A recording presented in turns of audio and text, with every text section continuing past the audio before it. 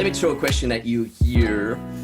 And I also want to give actually some of my takes on it, but I'm super curious on your takes on it as well.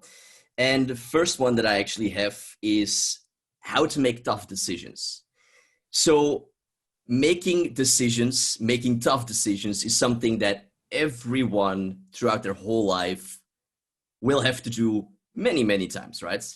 And the more tools you actually have in your toolbox on how to help yourself with making tough decisions, the better you can make decisions. And I think it's a really important skill to have more tools in. And I thought it might be really interesting to both learn from each other, maybe some more new tools, or to just get a refresher of some old tools that we haven't seen for a while, and for anyone listening as well, right?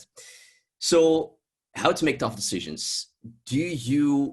What are your tools? What are some of the things that you do where you have to make a tough decision? And we can go between this, right? Like you can share a few things, I could share some other things, or if all of them come out, go on then. Wow, that's a really good question. For me, I always come back to that idea. I think probably Tony Robbins that said it, but God knows he probably didn't come up with it. But decisions are the biggest things that we can make in our lives, And I try not to get caught up in, too much thinking about it. I try to make a decision as quickly as possible so that I can find out if it was the right one and learn from that. That's really a perspective. And so I don't think too much about decisions, and therefore there aren't too many tough decisions.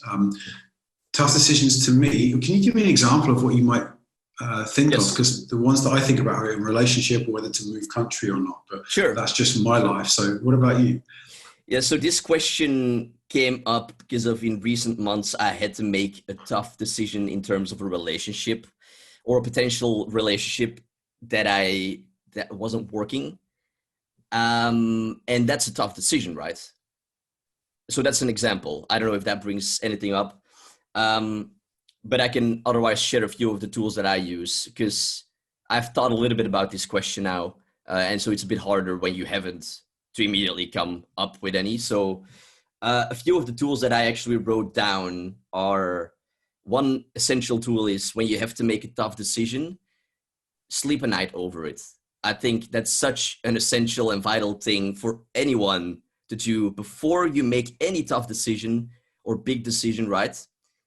Sleep one night over it and have a fresh memory, your brain functioning freshly again. You can think so much more clearly when you do that. Super important. And I think one that you were actually a bit referring to is, I don't know exactly right? But and this is the thing with the relationship that I was saying, is to listen to your gut feeling. Like deep down, you do know the answer to the decision that you have to make, and your head with more thinking can make it more foggy, can make it more confusing. Where your gut feeling, the feeling inside, right? What is happening there, and listening to that, because more often than not, it is correct. It knows what you want. I'll share one more, and then maybe if there's anything else that came up, I'll let you. This is actually from someone. His name is Derek Sivers. He's the founder of CD Baby. Which is like a music website. Well, doesn't matter actually. But one of the things, a quote that he has that I always remember is that if it's not a hell yes, it's a no. And basically what that means is that, and maybe it doesn't apply to everything, but if you're not 100% feeling it, then it's probably a no. Or if it's a maybe, then it's probably a no. But if it's like a hell yes, like a yes that you 100% know, that's a yes. Otherwise, it's probably a no. Yeah, I have two more, but I'll let you, if you have any other things that come up. Well, to speak to what you just said, I think that's really interesting. And you've used the word feeling quite a lot. Emotions and emotional tension is what kind of comes up. And how do we know if we're actually even listening to our intuition, or is it just, fear? Because they're two kind of related things actually. Mm-hmm. And what helps for me is definitely to sleep on something. That's always a good decision for me personally. Some people know already though, and if they wait too long, then they start to overanalyze. And so they need to go with that initial kind of decision first. So it depends what kind of person you are. But for me, it helps to sleep on something. Like, when you kind of go into a shop and there's a thing that you think, that's really cool. I want that. That's a lot of money. Okay, do I need that? Yeah, but go away. Do I still want it 2 or 3 days later? Yeah. Then, right, it's this kind of that, there's something there and I feel like I want it. In terms of a relationship or a big decision like that, or anything where you're committing to a very different kind of future, potentially, it really helps me to just kind of sit with, and it comes back to feeling again, because that's really how we make decisions, right? Is to sit with it and then, okay, imagine that future, for example, your example, with that person as it is, or an improved version of that. And are you kind of feeling good about that? Are you open? Are you expanding? Or are you kind of contracting and sitting into what your body is actually doing? That requires a level of sort of connection to the body, right? But we don't have to be some kind of guru to be able to tap into that. It just takes a moment of presence. Then the opposite. Okay, how am I going to feel when I'm not with this person? And again, just tap into that sense of opening or contracting. And to use more kind of simple language, it could also be something like, relief, a lightness, and your body doesn't lie. It's like, okay, it's true. Most of the time in these tough decisions, we're actually just trying to avoid the feeling that's going to come when we have to let that person go in some way, really. And so then it's like, and your body will know that, be like, no, I need to get away from this actually. Otherwise, that question wouldn't really come up. So relationships is a special one for me. But that's generally how I would feel into most tough decisions, like I was living in Bali. Do I go back to Europe now? Do I move to China? Part of me was thinking about the money and the security that was going to buy me, moving to a certain place for a certain time. Well, that's a pretty cool thing to have, right? But is that what excites me? Where's my heart? And if my heart was in Europe, I could feel that. It's like I'm more excited about being where I am now. And so I made the decision based on that. If you make a decision and you know that you're making a decision based on safety, certainty, financial security, that's a pretty limited place to make a decision from. That might serve you, make you feel safe, but as we know in life, nothing's safe, nothing's certain, especially this year. So what's the point in holding on to that? If you're penniless or in massive debt, I get it. Sure. But if most decisions are being, that's an extreme, but most decisions are being made from that place of, I just want to feel safe, that's going to lead to a limited way of experiencing life, I would say. Yeah, love that. We so often just use the head to make a decision, but forget the body actually, which is an essential part of your whole everything, right? So it will be also good to listen to it a few times more because it helps to make tough decisions. Two more things that I just want to add here of what I had. So this is actually one that I recently sort of discovered from a person named Kevin Kelly.